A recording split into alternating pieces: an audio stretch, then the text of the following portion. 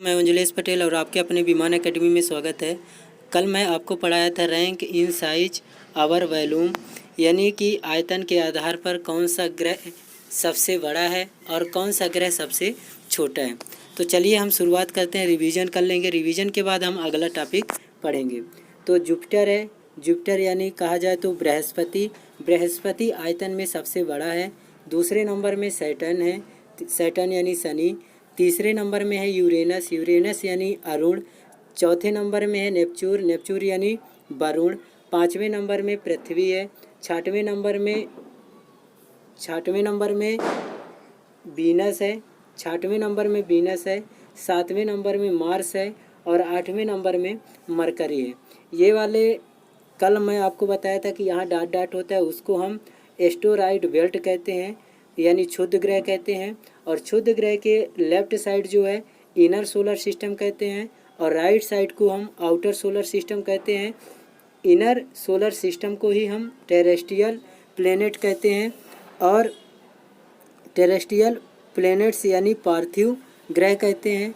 और outer solar system यानी कहा जाए एस्टेरॉयड बेल्ट के राइट साइड को हम कहते हैं जोवियन प्लेनेट्स यानी जोवियन ग्रह। कल आपको ये भी बताया गया था कि inner planets these are made by rocks, यानी जो इनर प्लेनेट्स होती हैं ये चट्टानों की बनी होती हैं। और ये भी बताया गया था कि outer planets these are made by gases, जो आउटर प्लेनेट यानी बाह्य ग्रह होती हैं वो गैसों से बनी होती है। अब अगला टॉपिक है नंबर ऑफ सैटेलाइट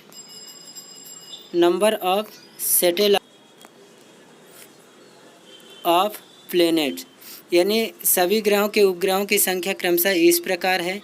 तो कौन से ग्रह के पास कितने उपग्रह हैं हम इसमें पढ़ेंगे अगले वाले टॉपिक में। तो चलिए हम शुरुआत करते हैं। जैसे मरकरी के पास सैटेलाइटों की संख्या 0 है और वीनस के पास सैटेलाइट की संख्या ये भी 0 ही है। अर्थ के पास सैटेलाइट की संख्या 1 है और मार्स के पास सैटेलाइट की संख्या 2 है। जुपिटर के पास सैटेलाइट की संख्या 79 है और सैटर्न के पास सैटेलाइट की संख्या इसमें 62 या 80 है। कन्फर्म नहीं है 62 है या 80 है, काहे कि पुराने वाले बुक में पहले 62 था, फिर संशोधित किया गया तो अब 82 हो गया है। और यूरेनस में 27 है, नेपच्यून में 14 है। तो दोस्तों आपके ये समझ में आ गया होगा कि कौन से प्लेनेट के पास कितने सैटेलाइट हैं। तो एक बार और हम रिवीजन कर लेते हैं कि जैसे मरकरी के पास 0 सैटेलाइट, वीनस के पास 0, अर्थ के पास 1, मार्स के पास 2, जुपिटर के पास 79, सैटर्न के पास 82 या 62 है, यूरेनस के बाद 27 है और नेपच्यून के पास 14 है।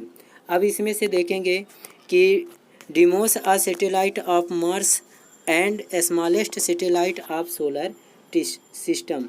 जो डिमोस है, डिमोस एक जो उपग्रह है वो सौर मंडल का सबसे छोटा उपग्रह है। यदि पेपर में आ जाए कि सौर मंडल का सबसे छोटा उपग्रह कौन सा है, तो सौर मंडल का सबसे छोटा उपग्रह डिमोस है। तो Deimos a satellite of Mars and smallest satellite of solar system. Deimos किस प्लेनेट का सैटेलाइट है? तो डिमोस जो है मंगल का है, मार्स का ही एक सैटेलाइट क्या है, डिमोस है, वो सौर मंडल का सबसे छोटा उपग्रह है। इसी प्रकार दूसरा टॉपिक है Ganymede a satellite of Jupiter and largest satellite of solar system. यानी जो गैनीमेड है, गैनीमेड बृहस्पति का एक सैटेलाइट है।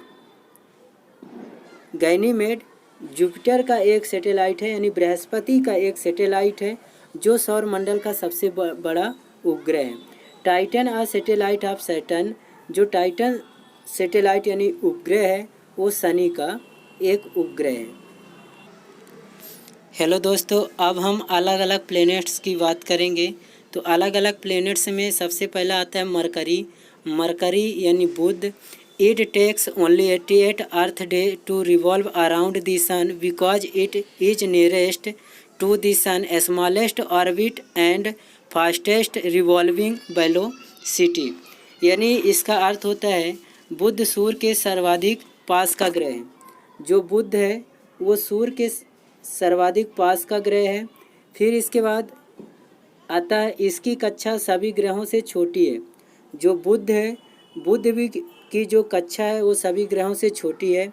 साथ ही इसका परिक्रमण वेग भी सबसे अधिक होता है। इसका परिक्रमण वेग भी सबसे अधिक होगा। तथापि यह केवल 88 पृथ्वी वाले दिनों में ही परिक्रमण कर लेता है। जैसे पृथ्वी में 365 दिन होते हैं एक साल में, इसी प्रकार बुध में 88 पृथ्वी वाले दिन होते हैं। जैसे पृथ्वी में दिन होते हैं वैसे ही मरकरी यानी बुध में 88 पृथ्वी वाले दिन होते हैं। तो ये तो समझ में आ गया होगा कि मरकरी यानी बुध सूर्य के सबसे सर्वाधिक पास का ग्रह है, अतः इसकी कक्षा सभी ग्रहों से छोटी है। साथ ही इसका परिक्रमण वेग भी सबसे अधिक है। तथापि यह केवल 88 पृथ्वी वाले दिनों में ही परिक्रमण कर लेता है। आगे पढ़ेंगे कि it has maximum daily range. It has maximum daily range of temperature difference between days highest nights mini temperature. It happens because the absence of atmosphere on Mercury. यानी बुध का जो दैनिक तापांतर है, दैनिक तापांतर यानी दिन और रात के तापमान में अंतर। दैनिक तापांतर किसे कहते हैं? यानी दिन और रात के तापांतर के अंतर को ही हम दैनिक तापांतर कहते हैं। सभी ग्रहों से अधिक है। इसका जो दैनिक तापांतर है सभी ग्रहों से अधिक है क्योंकि यहाँ वायुमंडल नहीं है। यहाँ लिखा गया है कि it happens because the absence of atmosphere on Mercury. यानी बुध में जो एटमॉस्फेयर है यानी वायुमंडल है वो नहीं है। तो इसका दैनिक तापांतर कैसे निकालेंगे? जैसे 360 डे में होता है और नाइट में इसका टेम्परेचर -170 डिग्री सेल्सियस होता है। दिन में 360 होता है और नाइट में 170 डिग्री सेल्सियस होता है। तो 360 में 170 यदि हम जोड़ेंगे, 360 में 170 यदि हम जोड़ेंगे तो कितने डिग्री का टेम्परेचर? तो यदि हम इसको जोड़ेंगे, जैसे सन है, सन का टेम्परेचर 6000 डिग्री सेल्सियस होता है और बुध का दैनिक तापांतर यानी डे का टेम्परेचर 360 डिग्री होता है, 360 डिग्री, और नाइट का टेम्परेचर -170 होता है। तो टोटल यदि हम काउंट करेंगे तो 530 डिग्री टेम्परेचर आएगा। तो इसमें maximum temperature of day time, maximum temperature of day time कितना है? 360, और minimum temperature of that night का मिनिमम टेम्परेचर है 170 डिग्री। तो यानी इनका बुध का दैनिक तापांतर यदि देखा जाए तो 530 डिग्री टेम्परेचर का है और इसमें वायुमंडल नहीं है। इट हैज़ नो एटमॉस्फेयर यानी इसमें वायुमंडल नहीं है।